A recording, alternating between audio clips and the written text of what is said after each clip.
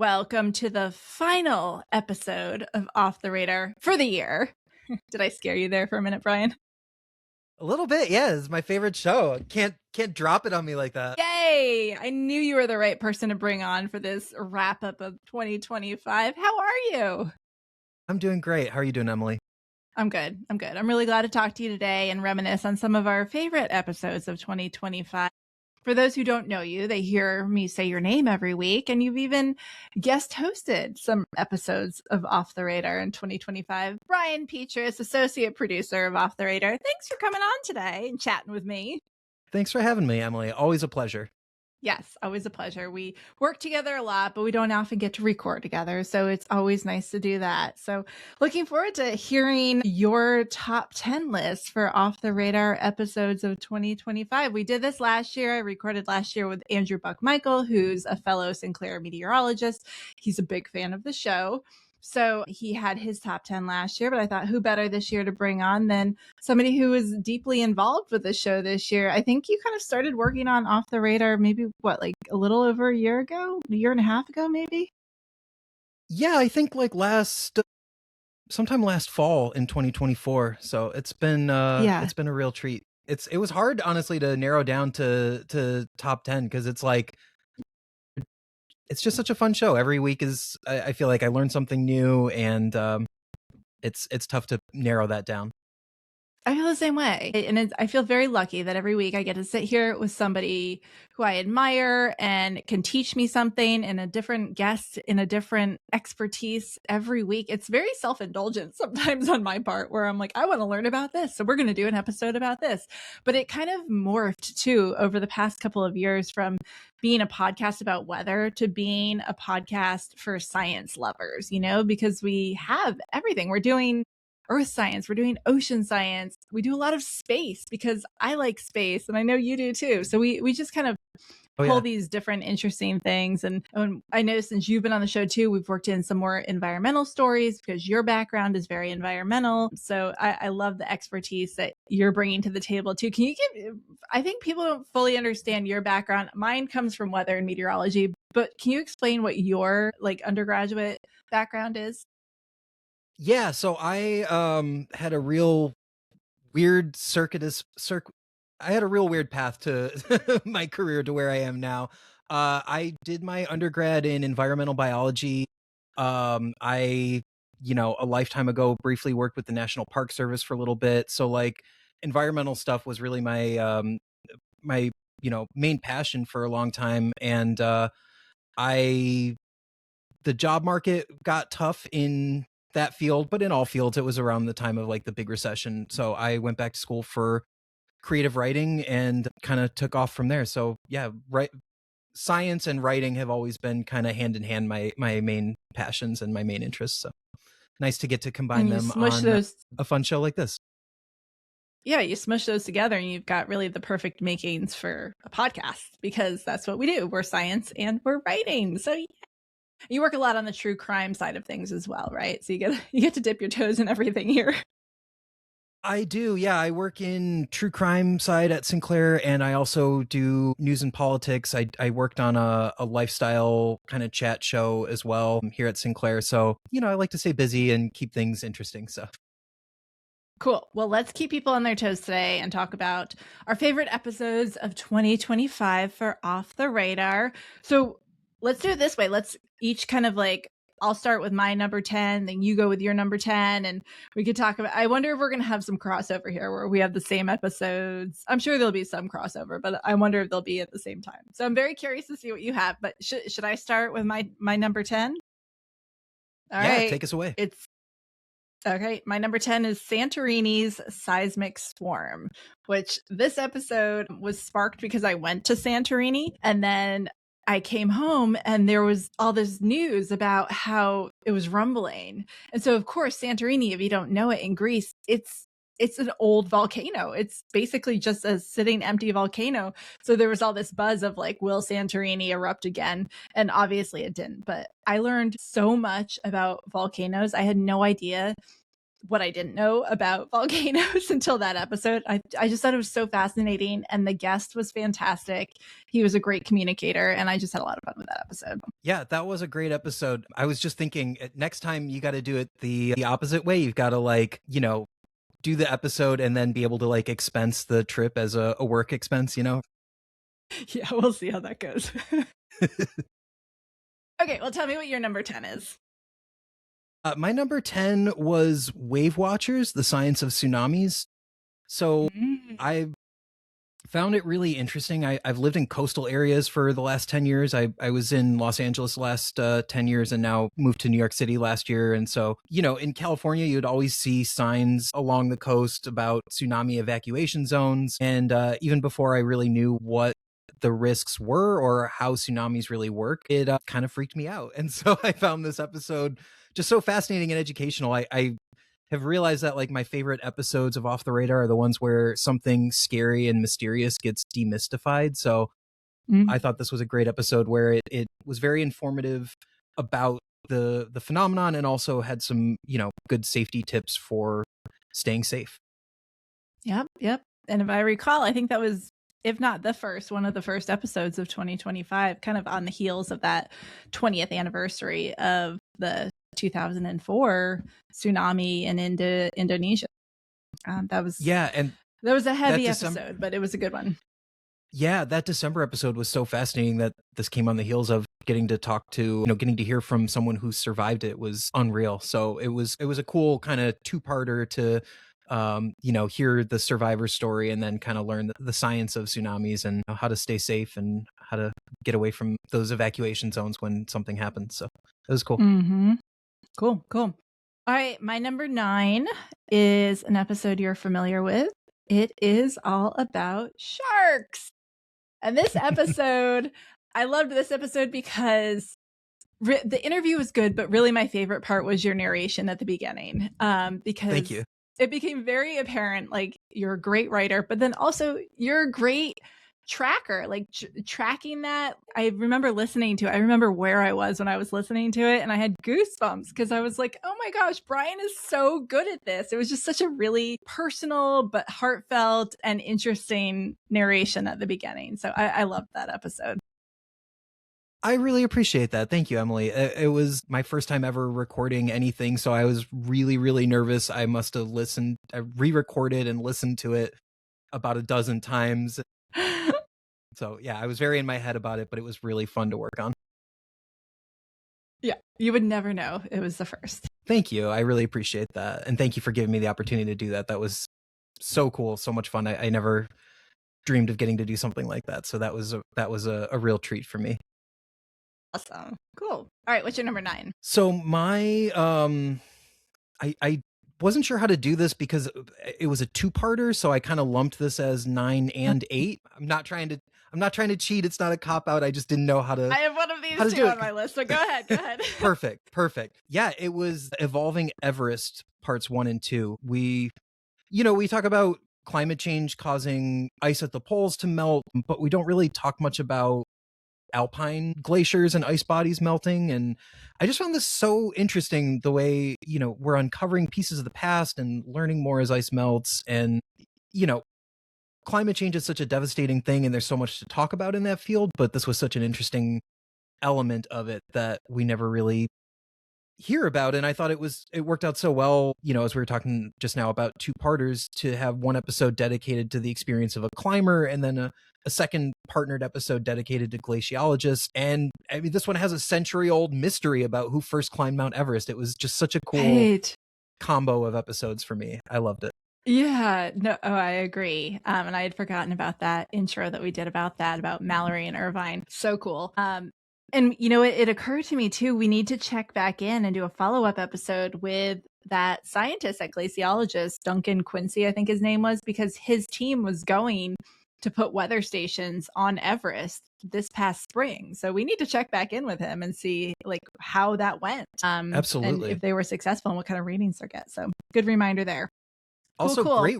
great recall on the guest's name. Oh my gosh, I feel like I my can do brain it is sometimes, Brian. Other times I don't even remember like full episodes. Like I will say, let's do an episode on this and completely forget that we've already done that. So it's hit or miss. All right. Are you ready for my number 8? I'm ready. All right. My number 8 is Anchor Moms Reflect on Hurricane Helene. That was a big one. I have that on my list as well, a little further down.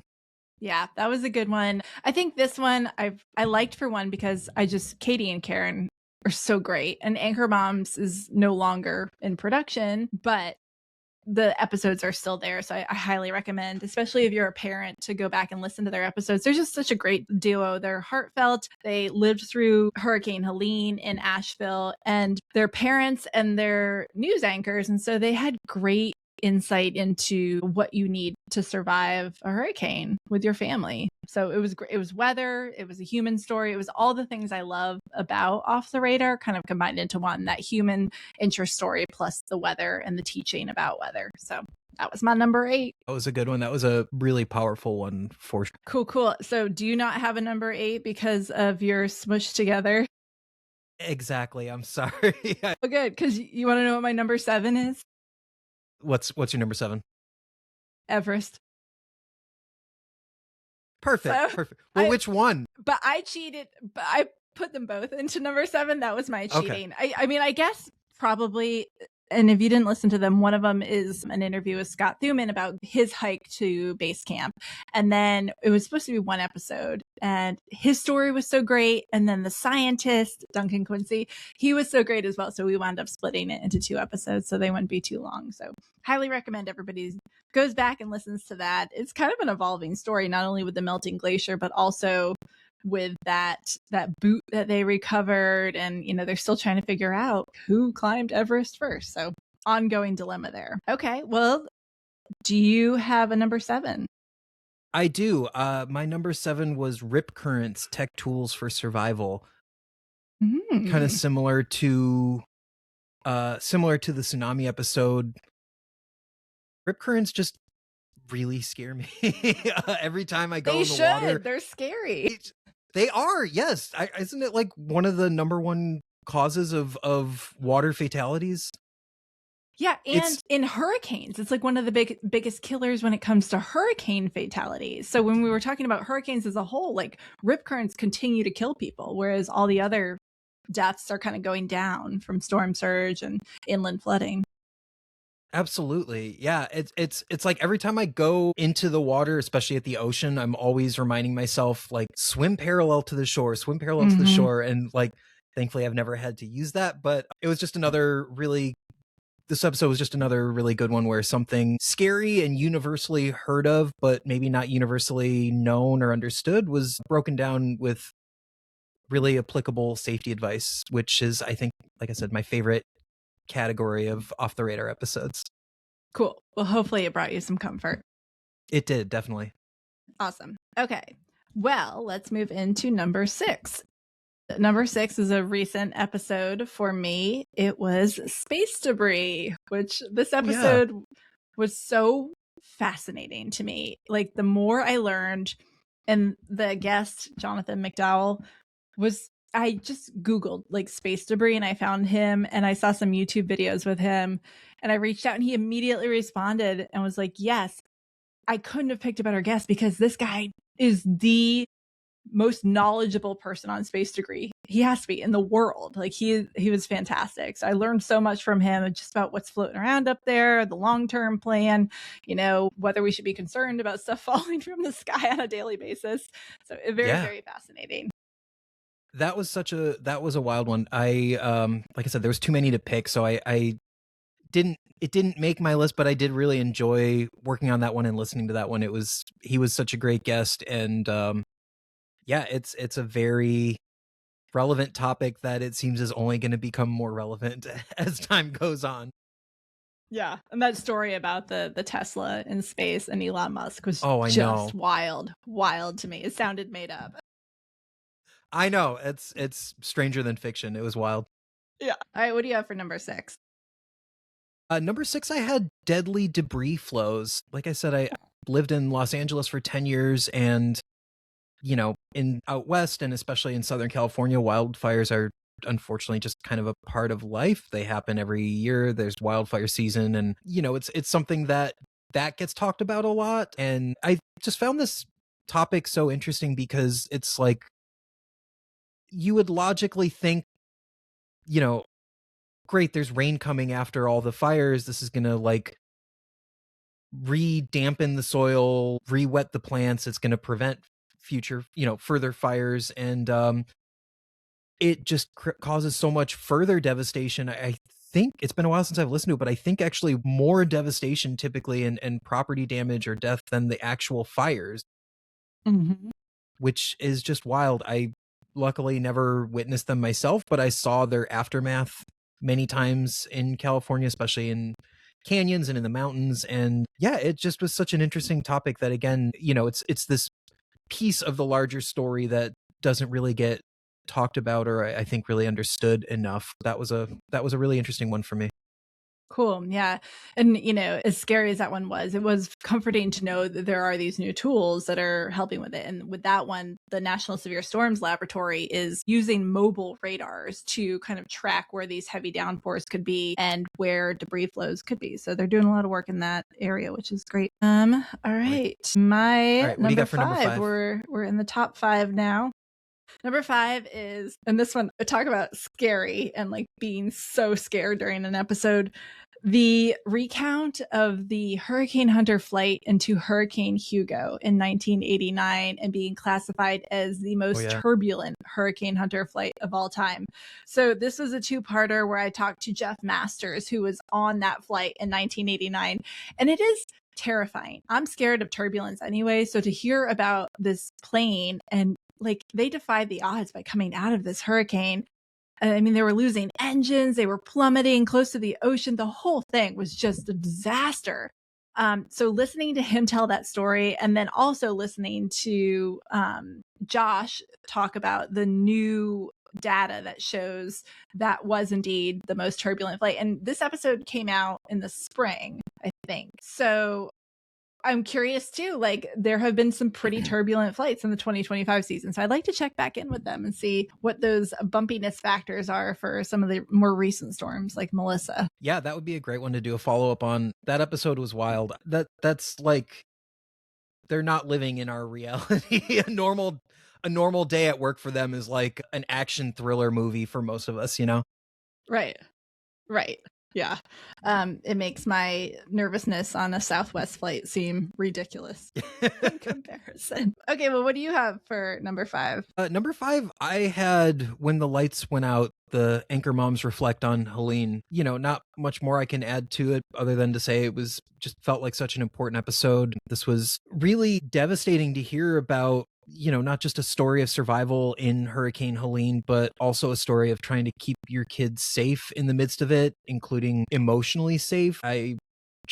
My heart really breaks for obviously not just people living through a natural disaster, but trying to make your kids not scared in the middle of all of that. This was just such a great episode that I felt was very emotionally powerful and just felt like a really important episode, especially when it came out so soon after the hurricane itself. Yeah, I agree. And a good reminder too that hurricanes come with wind and rain, but sometimes the worst part of it is the darkness afterwards. For in their case, weeks, they were without power. So that can be just as dangerous. Okay, my number 4 was another kind of emotional episode, and that was the one about the life and career of Jim Cantori, who, I've known Jim for a long time. And so we had kind of talked about like, let's do a podcast episode, but he needed to get permission from the Weather Channel.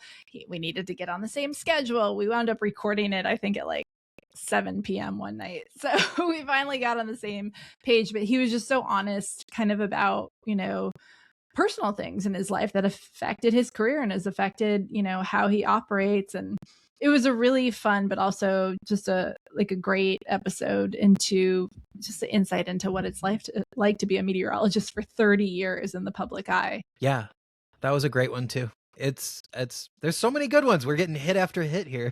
Well, what do you have for number 4? My number 4, I had Silenced Science. That's a tongue twister. Inside Mm. NOAA's Communication Challenge. This one was very important to me. I think to anyone working in science, there's so much happening in our government right now. And I know we're not explicitly a political show, but I think this topic is so important to talk about and for people to understand what's going on in their government and what our elected officials are doing to our understanding of science and of the world. Really, it was just again, felt like a really timely episode that felt really important.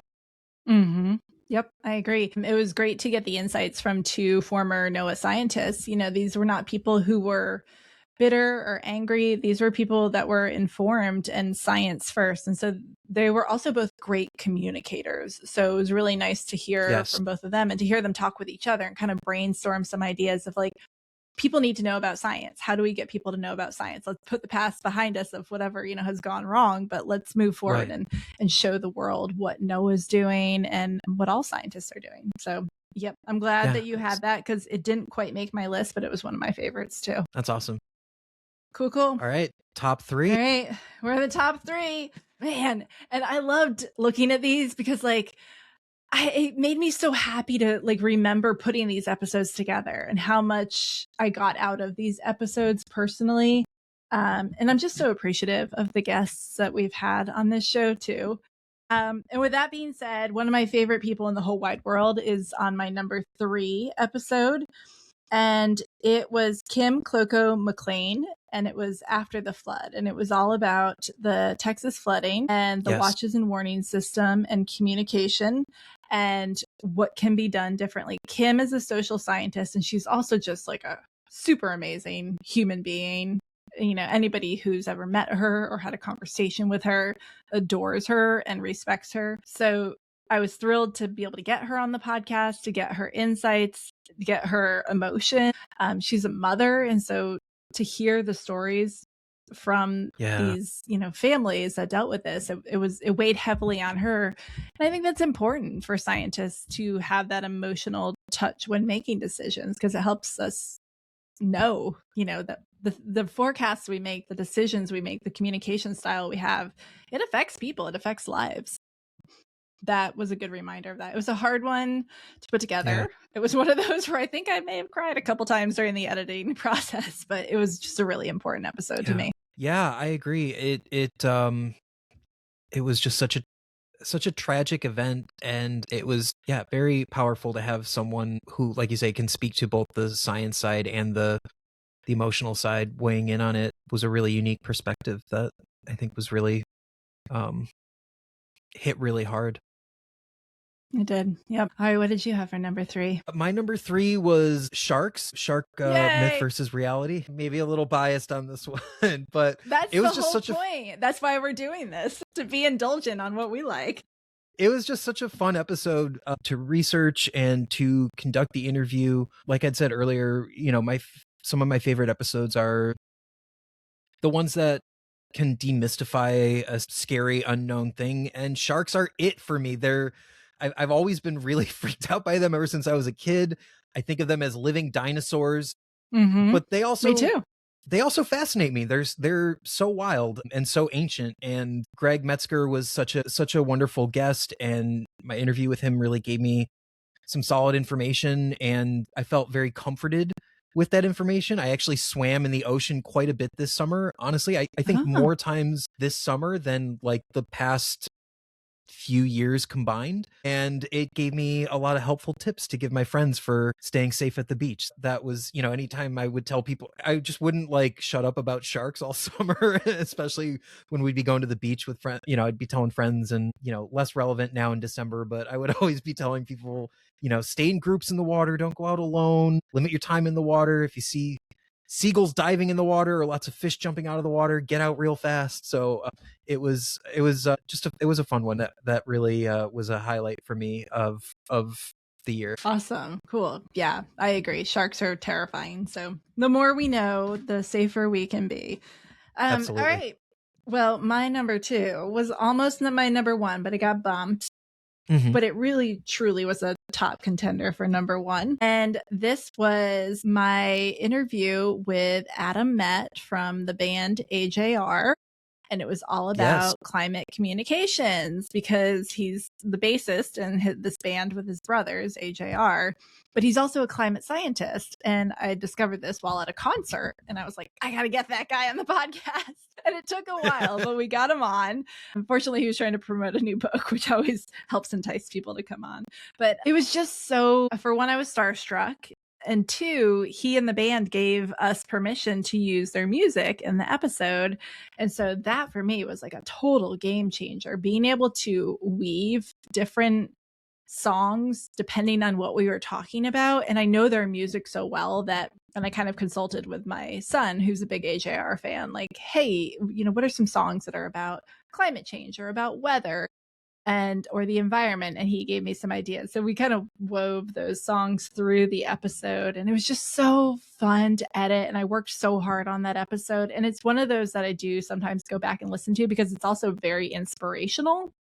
Even as just not a musician or not a climate scientist, I am doing creative work. So if I'm kind of stuck creative wise, I go back and listen to that because I find it very inspirational and helps me kind of reset and come up with some new ideas. So that's my number two. That was a really fun one. I honestly, I had like heard the band name, but hadn't really listened to them prior to that, and definitely sparked my interest. So I checked them out a little bit and think they're great. And that was such a cool episode of, someone using their platform to educate people, and how fun that you got to work with your son on that episode. My number two is Healing the Hole, the Ozone's Road to Recovery.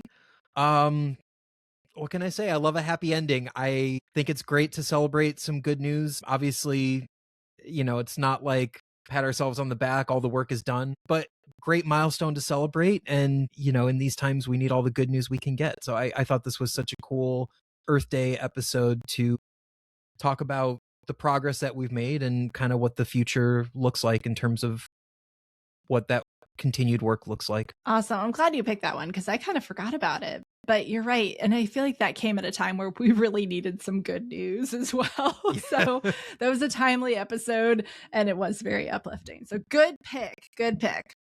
All right, Brian, are you ready for my number one?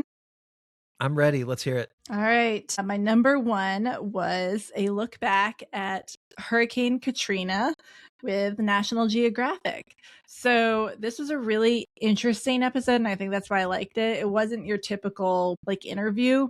This was National Geographic reached out and they said, hey, we're doing this docuseries on a look back at Hurricane Katrina 20 years later. And do you want to interview our people involved in the documentary? And I was like, sure. I never turned down an interview. So I think I was on vacation in Connecticut and quickly threw together my laptop and found a corner of my dad's house to go into. And I did 2 interviews. I interviewed the director of the documentary, Tracy, and then Shelton, who was a Superdome survivor. And so, I didn't get much time with them, but Tracy was fantastic. She kind of talked about putting together the documentary and what she learned through the process. And then Shelton was really interesting because he didn't tell his story so much to me, but he did recite a poem for me. And then we were kind of cut off and out of time. But the poem was the most important part of this. And I was thinking how do I put this together? How do I put together Tracy and Shelton and create this episode? And I had been at speaking at a conference, a storytelling conference, and I was brainstorming with some of the people there and telling them about what I had and what I wanted to create. And a lot of them kind of came up with this idea of weaving the poem throughout the episode, have it here, bring it back, bring it back, bring it back.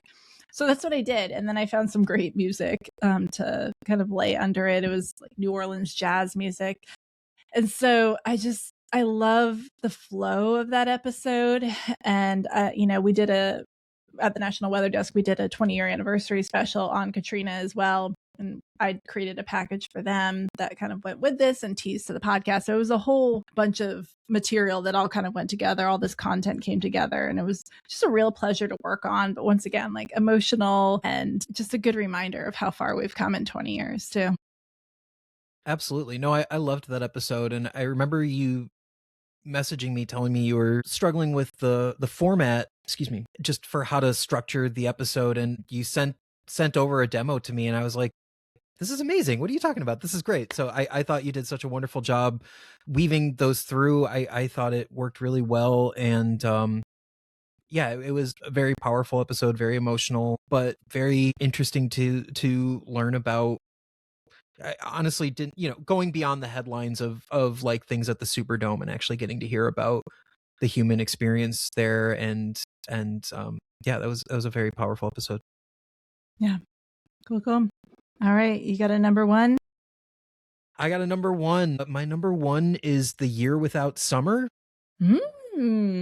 This one just really fascinated me. Like I said, having this background in environmental biology, and I remember learning about the Little Ice Age and some of those big climate events in my environmental science classes way back in college, but hadn't really dug into the volcanic event in detail. So just getting to talk to, I hope I'm saying his name right, Dr. Anchikadis, his job sounds so fun. I not I know it's a lot of work and I'm sure very stressful, but it just seems so cool getting to dig into, you know, getting to dig into history in this way, and the ways that this volcanic event in Indonesia really shaped American history was so eye-opening to me, to think that we wouldn't have farming in the Midwest if not for this volcano on the other side of the planet, over 100 years ago. It was such a wild concept to me, and it was just such a fun, interesting episode. Loved the reason it made my number 10 was I felt like it was just such a great combination of art, science, history, geology, volcanology, and weather all combined together. So it was just a really fun one for me. Yeah. It's funny because in 2024, I don't think we had a single volcano episode, but it's occurring to me now. And I think they all made the top 10. We had a lot of volcano episodes in 2025. So clearly we were like, ooh, volcanoes are cool. Let's do some more on this. And that one, I like that one too, because it's like an event that people may have heard of, but don't know too much about. And it kind of reminded me a little bit of the Dust Bowl episode too, where it's like, here's this event in history. We don't know too much about it, so let's learn about it to see, like, could this happen again? Because that's kind of always the question, like, could this happen again? And we talk about that. So yeah, great choice. I think that was great. I think we covered some amazing topics here too. Between the two of us, we kind of covered the good ones. There's so many more though. So I recommend everybody go take a listen to all the episodes and also give us ideas for 2026. I don't think we're running out of ideas anytime soon. We've always got a nice running list. So, but we're open to new ideas, right? Absolutely. Yeah. Tell us what you're interested in, what you want to nerd out about. And we love doing a deep dive too. Yep. Like it turns out we really love volcanoes. So, give us more stuff to go down the rabbit hole on. Awesome. Cool. My husband keeps bugging me. He wants us to do an episode on sunsets. And I kind of argue with him, like, well, that's a very visual episode for an audio medium, but maybe we can get creative and come up with something there. Would be cool. I bet there's some interesting science behind the colors and the light reflection or refraction. And there is. Yeah, there's some really good physics in there that we could dig into. So, well, we'll look into it. All right. Find me an expert, Brian. I'll start looking. Well, Happy New Year. Thank you so much for counting down this top 10-ish list of episodes with me. And thank you for all that you do for Off the Radar as well. I wouldn't be able to do this without you and your incredible writing and your attention to detail. So thank you, thank you, thank you. Pleasure is all mine. Thank you, Emily. I really appreciate it. Happy New Year, Brian. Happy New Year.